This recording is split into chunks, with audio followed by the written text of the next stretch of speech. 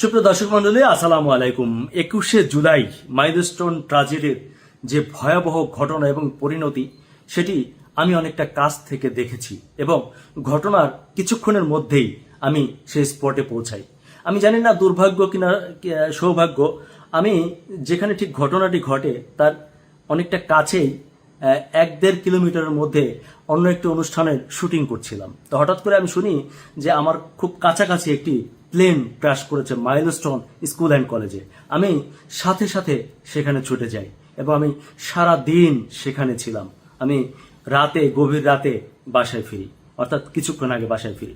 দর্শক মণ্ডলী, আমি সেখানে দেখেছি অনেক কিছু যেটি আপনারা দেখেননি। আমি আরো অনেক কিছু প্রত্যক্ষ করেছি। আমার কাছে মনে হয়েছে যে সকল বিষয়গুলো সকল মিডিয়ায় কিংবা সকল নিউজে আসেনি এবং আপনারা অনেকেই বিভ্রান্তির মধ্যে রয়েছেন। যেমন ধরুন, অনেকে বলছে যে এখানে আসলে 19 জন, 20 জন কিংবা 22 জন মানুষ মারা গেছে। আমি প্রথম ধাক্কায় অন্তত 12টি কিংবা তার চেয়ে বেশি লাশ পড়ে থাকতে দেখেছি এবং কিছু মানুষকে দেখেছি সে লাশগুলোকে নিয়ে যেতে এবং গুনতে। পরবর্তীতে আমরা খবর পেয়েছি আরো বেশ কয়েকটি ক্লাসরুমের মধ্যে অনেকগুলো লাশ ছিল। কিছুটা আমরা অনেক দূর থেকেই প্রত্যক্ষ করছিলাম। কোনো স্টুডেন্টরা আমাদেরকে জানিয়েছে যে আমি এমন ক্লাস দেখেছি 2-3টি ক্লাসরুম, যেই ক্লাসরুমের মধ্যে একজনও বেঁচে নেই, তারা সবাই নিহত হয়েছেন। কথা হচ্ছে এক একটা ক্লাসরুমে 40-50 জন স্টুডেন্ট থাকার কথা। যদি তাই হয় তাহলে লাশের সংখ্যা এত কম কিভাবে হয়?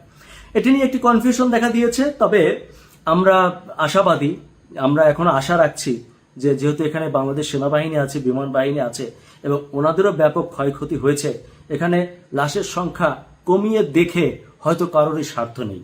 তবুও প্রত্যাশা করব যে লাশের যে সঠিক সংখ্যা সেটি নির্ধারণ করে আপনারা জাতির সামনে তুলে ধরবেন। মনে রাখবেন, তা না হলে এই জাতি কিন্তু আপনাদেরকে কাউকেই কোনোদিনও ক্ষমা করবে না। আমরা মাইলস্টোন কলেজে যতগুলো শিক্ষার্থী নিহত হয়েছে, দগ্ধ হয়েছে, স্পটে মারা গিয়েছে, হাসপাতালে মারা গিয়েছে, আমরা প্রত্যেকের পুঙ্খানুপুঙ্খভাবে রেকর্ড চাই। সে কোন ক্লাসে পড়েছিল, তার বাবা মাকে, সে কিভাবে নিহত হলো। এবং আরেকটা জিনিস আমি চাই, আমি জানি যে মাইলস্টোন স্কুল অ্যান্ড কলেজে ডিজিটাল উপস্থিতি কাউন্টিং মেশিন আছে। আমরা জানতে চাই যে ওই দিন স্কুলে কতজন শিক্ষার্থী কে কোন কোন ক্লাসে উপস্থিত ছিল এবং তাদের কতজনের মৃতদেহ পাওয়া গেল। এই কথাটি আমি কাউকে টার্গেট করে বলছি না, তবে অনেকে সন্দেহ করছেন যে এই বিষয়টি নিয়ে একটি রাজনীতি হতে পারে।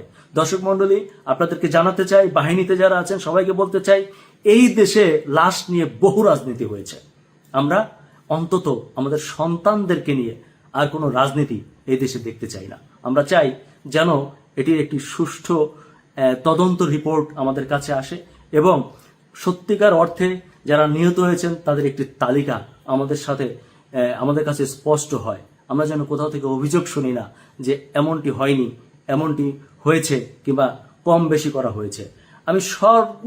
আমি সকল শ্রেণীর, সকল পেশার এবং যারা যে দায়িত্বে যেখানে আছেন, বিভিন্ন মেডিকেলগুলো, মাইলস্টোন স্কুল অ্যান্ড কলেজ, আমাদের সেনাবাহিনী, বিমান বাহিনী যারা আছেন, আশা করি আপনারা সবাই মিলে এই কাজটি করবেন। তা না হলে আপনাদেরকে সবাই কিন্তু দোষের চোখে দেখবে, হয়তো একটা ব্লেম দিবে যেটা করেছে। নিশ্চয়ই আপনারা সে ব্লেম নেবেন না এবং আপনারা সেটা প্রকাশ্যে আনবেন। আরেকটি ভুল ধারণা আছে, আমাদের অনেক ভাই দেখলাম প্রশংসা করে আমাদের যিনি পাইলট ছিলেন তার সম্পর্কে বলেছেন যে উনি চাইলে একটি ইজেক্ট বাটনে চেপে নিজেকে রক্ষা করতে পারতেন, কিন্তু তিনি বাচ্চাদের কথা চিন্তা করে সেটি করেননি, বরং বাচ্চাদের সাথে নিজেও প্রাণ দিয়েছেন। হ্যাঁ, ঘটনাটা ঠিক, কিন্তু আপনাদেরকে জানিয়ে রাখি আমিও স্পটে ছিলাম।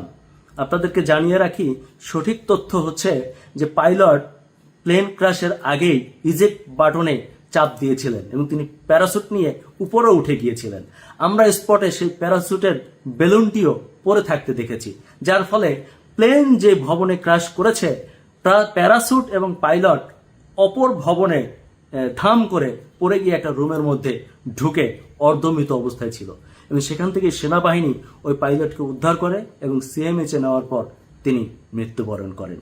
সঠিক তথ্য দিন, সঠিক তথ্যের সাথে থাকুন। ধন্যবাদ।